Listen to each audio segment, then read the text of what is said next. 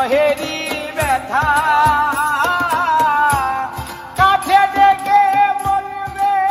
না কেউ সুখে সুখের কথা অন্তরে হবে না উদয় বিরহেরই ব্যথা কাছে ডেকে বলবে না কেউ সুখে সুখের কথা আপন যেদিন হবে গোপন আপন যেদিন হবে গোপন একদিন তোমারই ধুলার মাঝে থাকবে পরে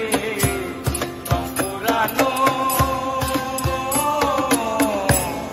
একটা হাওয়ার